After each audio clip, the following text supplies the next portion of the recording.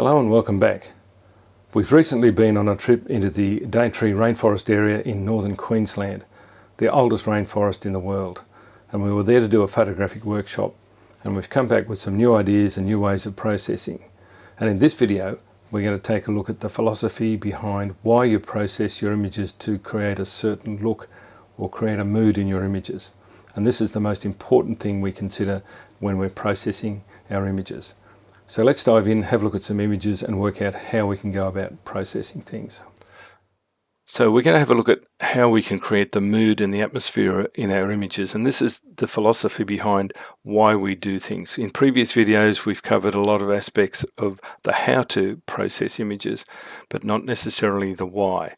And looking at the Daintree rainforest, it's an area that is both beautiful but extremely difficult to create images from because of its complexity and just the sheer size of it. So this is an area where it's really difficult to make good images, whereas if you go to somewhere that has a spectacular outlook or landscape, it's relatively easy to make a good image. But when you move into the rainforest area, it is so complex, it's difficult to find a workable image. And here's just a few examples. And of course, the other thing to bear in mind, in northern Queensland in Australia, we have the saltwater crocodile, which has been known and has recently taken people, so you have to be careful about where you go. You can't just wander around anywhere, particularly in the mangrove areas close to the beaches. And one of the aspects of the Daintree rainforest is that it is a rainforest that runs all the way down to the coast and onto the beaches. And so you have opportunities for photographing around the streams and rivers, picking out little details amongst the growth in the forest, which is really a beautiful way to represent the rainforest, such as these images. And you can see here things like strangler figs that create beautiful structures as they encompass a tree and then strangle it to death. But in this video we're going to have a look at this image and see how that we can process it in a couple of different ways to create a different mood. So let's go back to the beginning and look at why we would process things. And the first thing is to consider is when you initially upload your images into Lightroom, the preview that you get, of course, is not the image. It's just a preview that allows you to see what the image looks like, and then allows you to start to make some overall global adjustments. And at this stage, we're really looking at the image to see what we want to do with it, to try and remember the mood, the atmosphere that we experienced at the time that we took the image, and what was the mood we were trying to establish. And so at this stage, you're really looking at things like the overall tonality and the representation of colors, and then you start to look at it in more detail. So the initial aspect is to really just get the basics adjusted, and then as you move further into that, you will look towards trying to establish the mood in the photograph. Now, this image has been processed in two different ways, and the resulting image is quite different from the other one. So there are two different ways, or there's many different ways to process an image and to create a different mood. But once we move beyond that stage, we're really forced to go into dealing with Photoshop, with all its pluses and minuses. But when you get down to the aspect of really refining the image, there's no way that you can avoid working in Photoshop. So let's go back to the beginning and start with the initial capture. So before we get into the processing and looking at the mood, it's important to remember what the rainforest is all about. And it's really a slow motion battlefield where plants are constantly fighting each other for the right to climb to the top and get the all-important sun and light to enable them to grow. So when you look at aspects of what's happening in the rainforest, plants are climbing on plants, trying to fight their way to the top of the tree, so to speak. And although this happens in very slow motion, it's nonetheless a vibrant battlefield. And so looking up through the canopy with these fan palms, you can see that there's an ongoing battle for supremacy. And this happens at very slow speed. But of course, when you get out onto the beaches, you have a different thing. You've got very shallow seas that are protected by the Great Barrier Reef. And so when the tide goes out, you have these massive stretches of tidal flats. And you can see here this one lone tree is trying to colonise its way out into the ocean, and there are many different ways you can represent that. And even just the act of the mangrove trees spreading their roots also tells a little bit of the story. And again, a similar image. So the whole rainforest story is about battle for supremacy and survival, and not forgetting the ever-present danger from crocodiles and other wildlife there.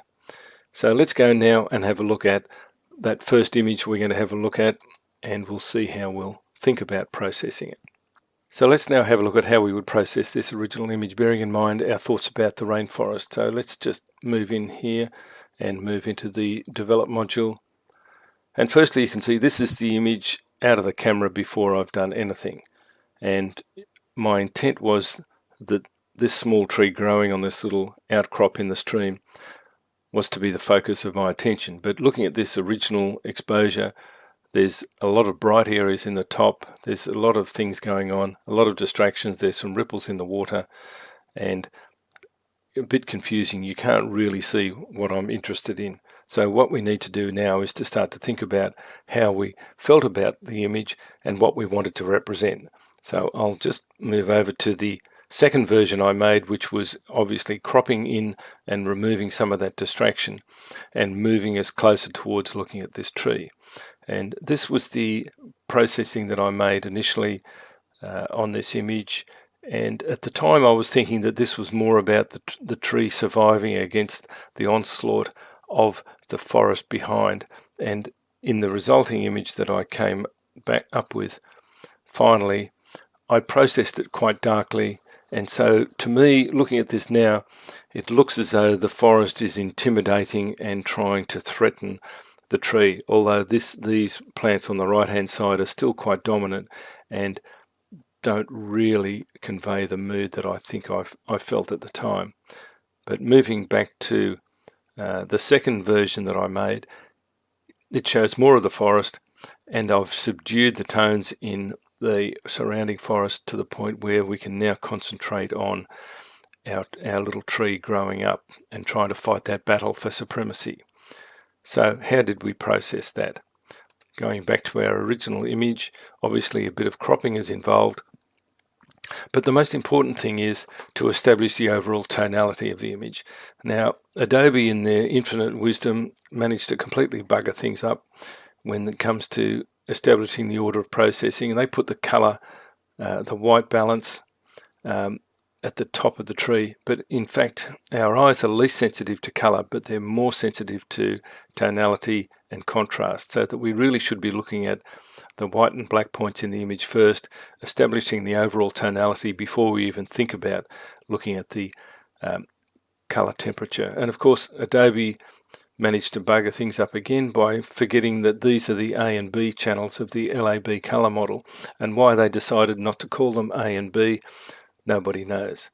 The same as exposure, which is not exposure at all, it's the midtones. If you look at the midtones in the histogram, that's what you're adjusting. But nonetheless, let's work our way through processing this image. So in this initial stage of looking at the image as captured by the camera, we need to think about what was interesting to us at the time we made these exposures. And sometimes when you come back from a trip and you've made lots and lots of images, some of these are going to need a little bit of incubation time before you can really think about how you're going to process them. But having already discussed how we would think about this, the first thing I'm going to do is I'm going to do some cropping here, get rid of some of that bright area at the top, and also this area in the foreground with all of the ripples in is quite confusing, and I think that that's just not helping the image at all. So just initially cropping that, getting rid of the things that we don't really want in the image. I think that little bright spot there is also a problem. We can crop this in fairly tightly. So having initially got rid of the distractions in the image, now we can start to think about how we treat the image. And of course, we've got some fairly dark areas here behind the tree. We've got some quite bright areas, particularly at the top of the image. And we need to start to think about how we would do that. So the first thing I would do, and I would look at in this image, is establishing a black and a white point And if we hold down the Alt key when we move the black slider, you'll see where the clipping is, and you'll see that there is a little bit clipping to black. And if I just move that to the point where there is no clipping showing, I've established a black point for the image. And likewise with the white point, which of course should be at the top of the list, but anyway, we have to work with these things.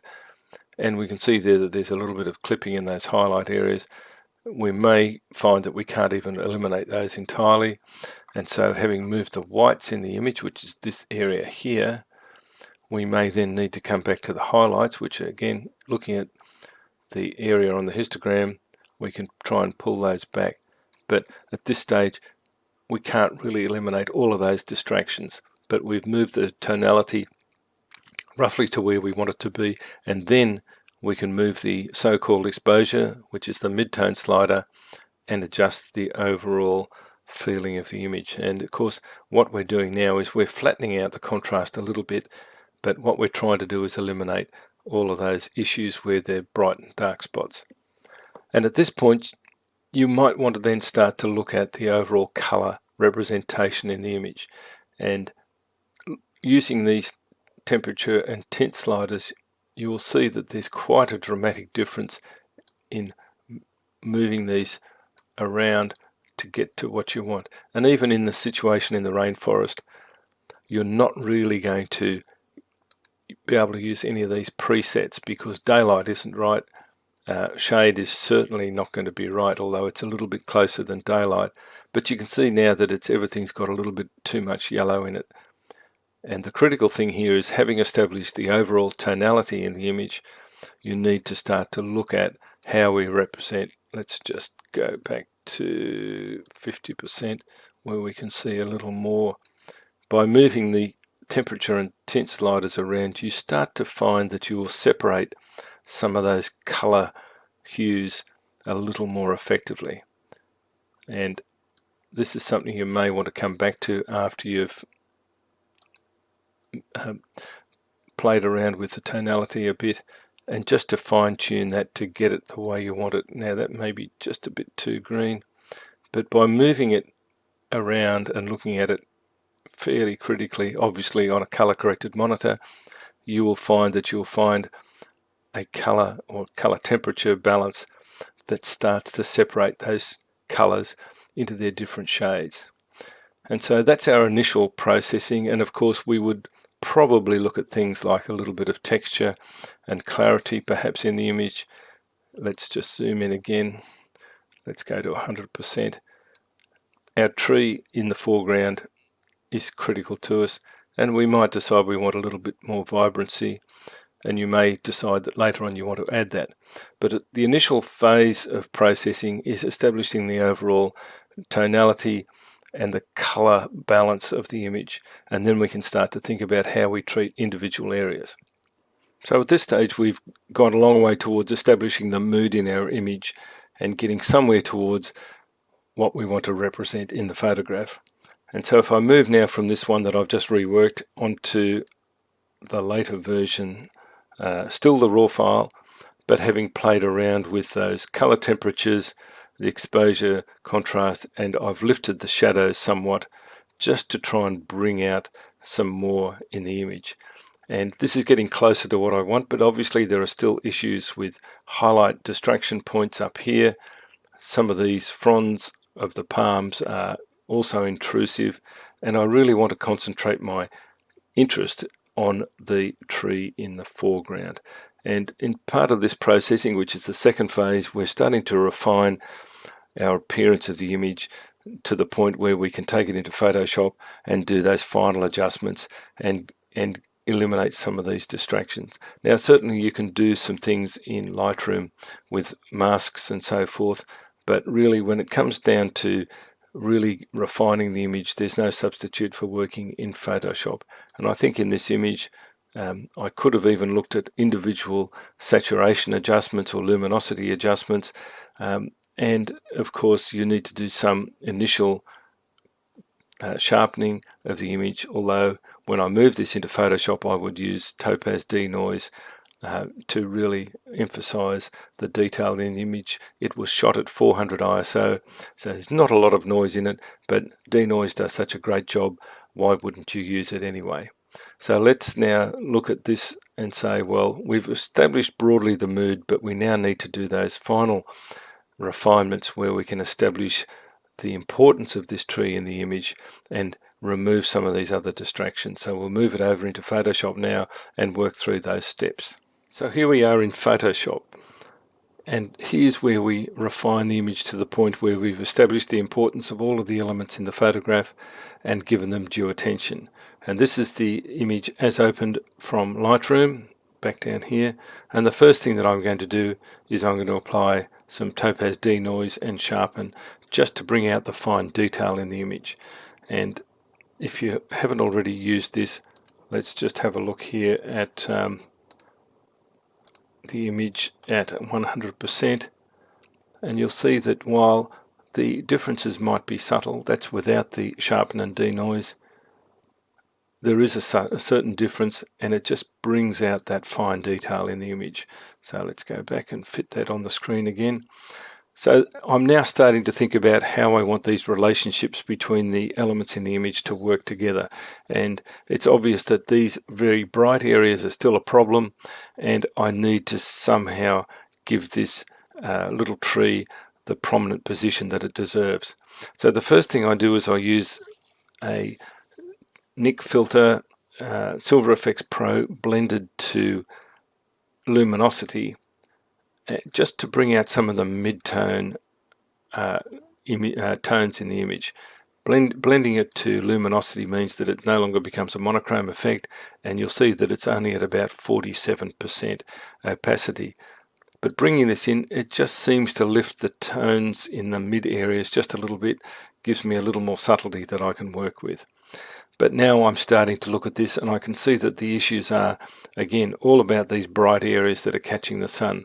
So I'm using what's called a recover highlights action, but simply put, what we do is we go into the image, select color range, and instead of colors we want to choose highlights, and by using this slider here we can determine what parts of the image are considered highlights. And obviously I'm really only interested in these bright areas. There is a little bit of the tree coming out in this too, and that is a little bit bright, so I'm just going to use this to establish the brighter areas in the image. And with that selected, here I've selected these brighter parts. I can then modify this by feathering it or expanding the selection, which might be an easier way to do things. Select, modify, expand, and just give that whoops, that's way too much. Select, undo, expand, select, modify, expand. We'll just look at 2 pixels. No, way too much. Let's not do that. Let's leave it as is. And with the selection active, create a new curves layer, and by using the blend mode multiply, you're going to instantly darken parts of the image. Now let's just zoom in on these problem areas, and you'll see that making that selection and blending it to multiply really does have a strong effect. It will also affect parts of the image I don't want, but let's have a look at this. Let's go back to full screen, hold down the Alt key, click on the mask, and you'll see what areas have been selected. Now, in my selection I've gone a bit too far. I should have eliminated some more of those brighter tones, but what I can simply do now is use my brush tool and black with 100% opacity and reasonably large size. I can go and remove the areas I really didn't want as part of this image, and we can eliminate some of that. And then the next thing I would do, I haven't done a great job with this, is using the feathering option in the mask, is really feather that so that the edges are quite blurry. So holding down the Alt key again, going back to our image, you can see where it's really affected those brighter areas and toned them down. And I may or may not want to include the tree in that because I want the tree to be dominant. and so I would remove that from the area where we're recovering the highlight detail. So let's have a look at that again, without and with the filter. I have made an action for this, and so I'll eliminate this version and just go back to my previous version.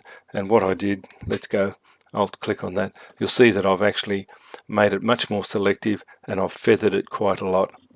And so let's go back, without and with, much more subtle. Let's just zoom in a bit tighter. It's eliminated some of those brighter areas, so it didn't quite work as effectively as I wanted, so I ran that same action again using slightly different settings, and it's now starting to tone down those bright areas. But you can see that these problem areas, the bright parts at the top of the image, are still a problem, and the only way really to eliminate those is to use some cloning, or in this case content aware fill, to eliminate those areas. And I've compressed all of those content aware fill areas into one adjustment, and you can see now that I've eliminated pretty much all of those really bright distractions at the top of the image. And if you hadn't seen them before, you wouldn't realize that there was anything changed there. So I think that's worked quite effectively. We've still got a bit of an issue here, which we will address. But my next thing that I did was I felt that these colors were not only too bright, but they were a little bit too yellow, a little bit too warm. And remembering that in our images, the warm colors advance in the image and the cool colors recede. So I'm going to use a little bit of subtlety here and use a color fill layer. And what I did was I chose an area within the image and sampled that for color. It created a new color fill layer, which is using the shortcut at the bottom of the layers palette, going to a solid color fill, and then creating this.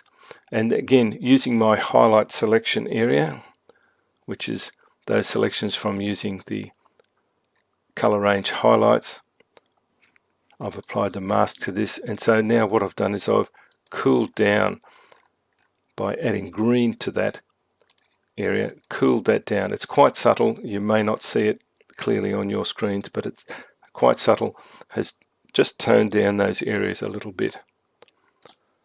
And then the next thing I did was I wanted a bit of color in the rocks in the foreground here, because they're quite bright and they're a little bit of a distraction from the tree itself. So again, using a color sampling tool, I sampled some of the color down here and created another color fill layer, but again with a mask, just painting in the color onto those rocks. And you can see again it's fairly subtle, but it's just given that a slightly warmer color, and again that's helped bring that tree forward in the image and help to separate it from the background. And the key with all of these things is that you're working towards a final outcome. The effects need to be fairly subtle, don't be too brutal with them. Let's go back and look at the image on screen again, and looking at this area at the bottom, using that color fill. And the secret of using the color fill is to blend it to color only, and using a very low opacity, 24%. If I was to take that all the way up, you'll see that it's way overdone. So about 24% was what I had, and that just adds a little bit of color in there and warms it up. So I'm getting a little closer to what I wanted with the image. It's starting now to come together, but I've got a couple of problems still. And let's have a look now. What I did was I darkened that whole rock area down because I felt again it was too bright and overpowering the tree. So using a curves layer, blended to multiply, and with a subtle mask, painting in onto those rocks just to darken those down enough to take the attention away from the rocks and back to the tree. So I'm getting a little bit closer. And the next thing I did was I wanted to eliminate some of the reflections from the water, because I found that they were a little bit too distracting. And so what I created was a composite layer that then I applied a Gaussian blur to and kept that fairly subtle. And you'll see if I overlay the mask on the image, I've basically painted in around the water and just a little bit into the background, because if I slightly blur the background and keep it very subtle, it again focuses your attention on the sharpest parts of the image, which is the tree. So having done that, I then decided I would apply just a slight cooling effect to that background area.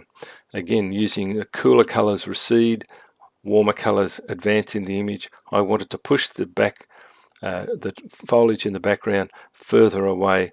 So again, using a color fill layer and a fairly light bluey color, and linking that layer to the mask that I made on the layer below, I've just subtly added a very, very small amount of cooler color. That's it turned on. If you look here, you'll see that there's a very slight difference. When I turn it off, it's taken a little bit of the warmer color out of that foliage in the background.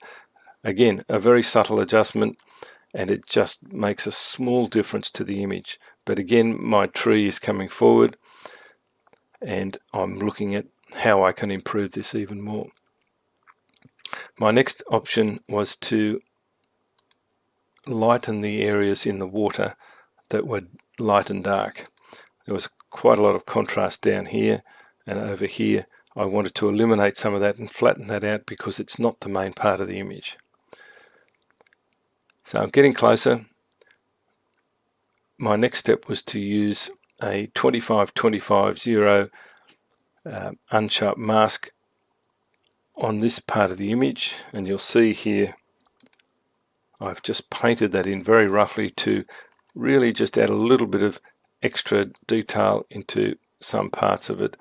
Very hard to see on the screen, but it's very subtle. And to achieve this, you make a composite layer and you go to the filters menu, sharpen, unsharp mask, and you use the amount 25, 25 and either 0 or 1. And what we're applying is a very low amount of sharpening over a very large radius, and it helps to build up the mid-tone contrast. I've already done that, so I'm not going to do that again.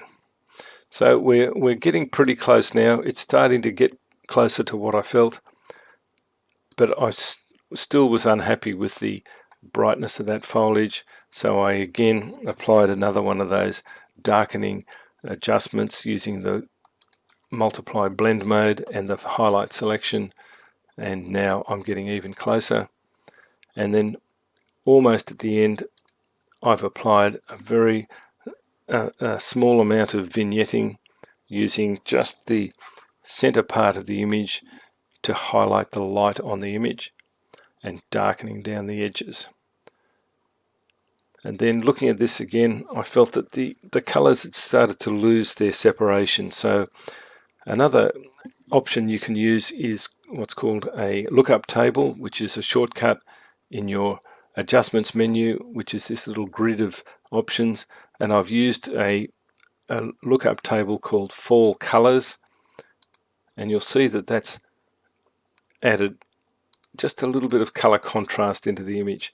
Again, very low opacity, and I've blended it to soft light. So let's just have a look at normal, 100%. It's pretty horrible. But by blending it to soft light, you're restricting the color adjustments to just the highlight areas, and I think it was down about 20-something%. Let's just have a look. Just gives a little bit more color separation. So I'm starting to feel that there's the colors are coming together, but this bottom bit was still annoying me, so I went back in, made another composite layer, used Gaussian blur, and then just painted in the mask along there. You can see that there's a lot of fiddling around on that just to bring the detail out of the water, just soften that sharp detail, give it more of a restful, moody feel. And then yet again a little bit more darkening of those areas. I was still unhappy with that, still a little bit too bright. Another selection of highlights and multiply blend mode, and then finally just a little bit more adjustment to those vignetting, And so here we have the image that I'm now pretty happy with. The tree is now fighting its way through the forest, but the forest is not threatening it.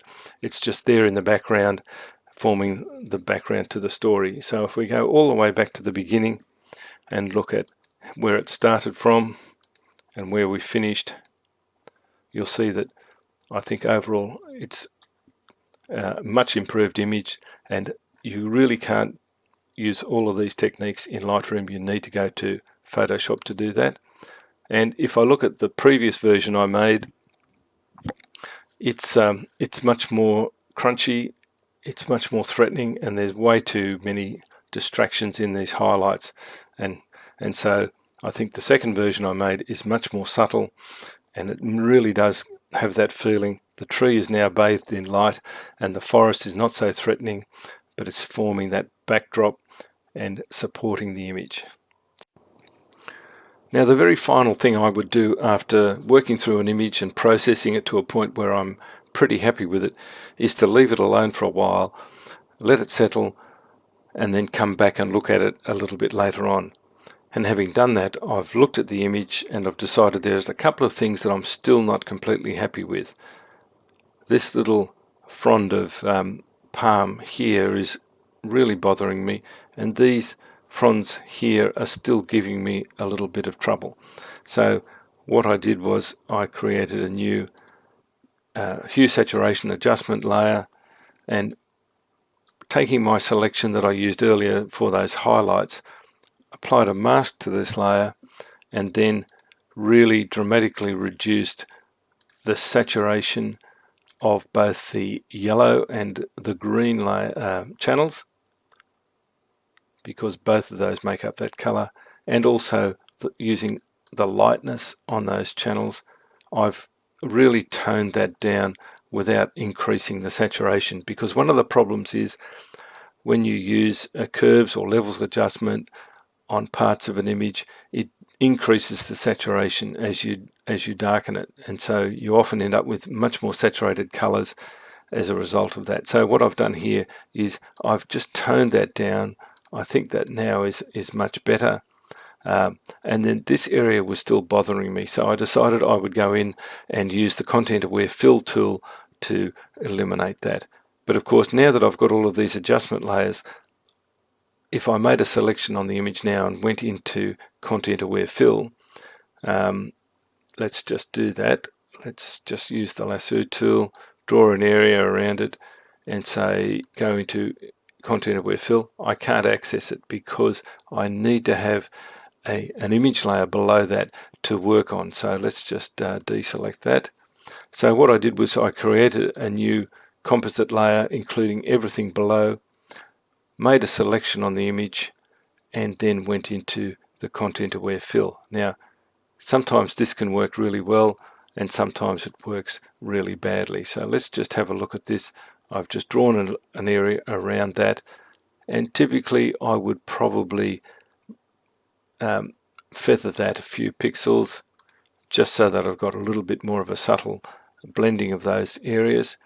Go back into Edit, Content Aware Fill, which brings up our Content Aware Fill window, and moving this over, you'll see here's the area I'm wanting to fill, and somewhere in there it's creating a new blend, and that looks pretty good. And if you don't want it selecting from some areas, obviously paint out using the selection tool to eliminate the areas you want. So having said that that's okay, it's now created this Content Aware Fill, and if I deselect the part of the image, you'll see that it's done a pretty good job. Here's another one I made a little earlier using a slightly smaller selection. I think that the first one I made is a little bit better, and if it doesn't work for you the first time, go back and reassess it, select a different area to fill from, and we can go from there. Now at this stage I don't need that other composite layer anymore. I can remove that because all I've done now is I've got that little bit of fill in the image. That's taken that distraction away from the top of the image, and I'm now completely happy with the image. So now that is the finished image. I've established the mood that I wanted to represent in the image, and I think with the processing I've applied, I've brought that out in the image. So hopefully that's all been useful to you, and I hope you enjoyed this video and come back soon. Thanks for watching.